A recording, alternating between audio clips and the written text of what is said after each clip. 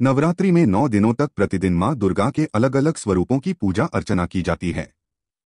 माना जाता है कि इन 9 दिनों में मां दुर्गा धरती पर निवास करती हैं और अपने भक्तों की मनोकामनाएं पूर्ण करती हैं।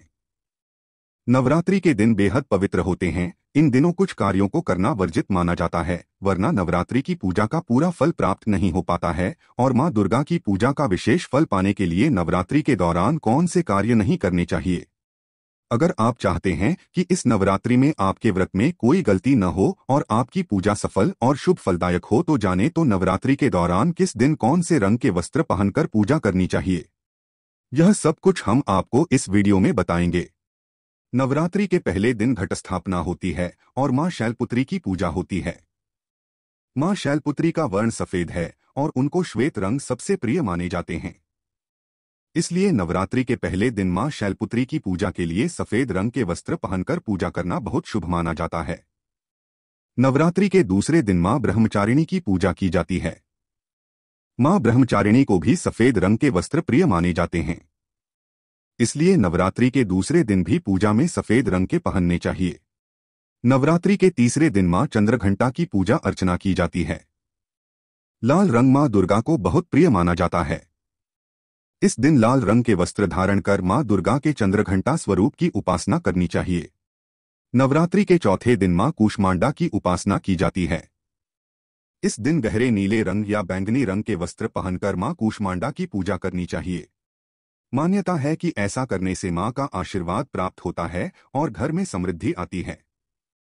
नवरात्रि के पांचवें दिन मां दुर्गा के स्कंदमाता स्वरूप की पूजा अर्चना की जाती है।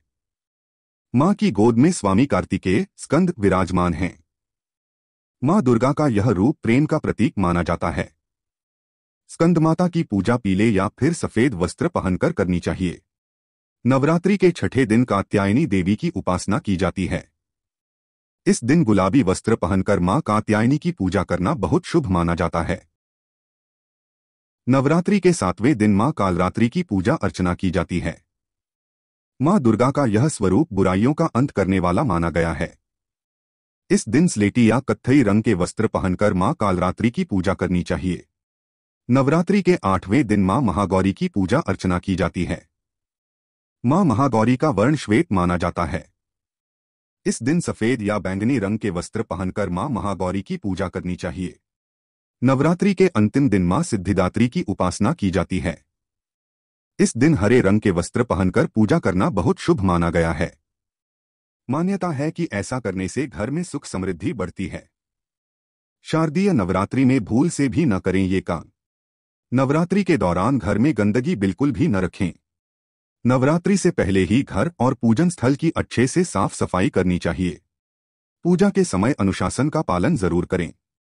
समय पर उठना और भक्ति भाव से माता रानी की पूजा अर्चना करना नवरात्रि के दिनों में आवश्यक होता है। नवरात्रि के 9 दिनों तक अखंड ज्योति जलाना बहुत ही शुभ माना जाता है, लेकिन अगर अखंड ज्योत जला रहे हैं तो घर को कभी खाली न छोड़े, साथ ही अखंड ज्योत को कभी बुझने न दें। नवरात्रि के 9 दिनों में भूल से भी तामसिक भोजन और शराब का सेवन नहीं करना चाहिए। नवरात्रि के दिनों में नकारात्मकता से दूर रहें और अच्छे विचारों को अपनाएं। किसी भी प्रकार के विवाद या झगड़े से बचें। नवरात्रि के दिन बहुत पवित्र होते हैं, इसलिए इस दौरान ब्रह्मचर्य का पालन जरूर करें। नवरात्रि के दौरान नाखून और बाल नहीं कटवाए जाते हैं, इसलिए इस दौरान नाखून और बाल नहीं कटवाने चाहिए।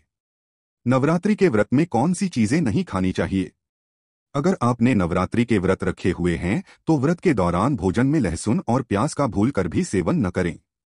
व्रत के भोजन में सेंधा नमक ही खाया जाता है, इसलिए भोजन में साधारण नमक का प्रयोग नहीं करना चाहिए। व्रत के दौरान गेहूं और चावल जैसे अनाज नहीं खाए जाते हैं।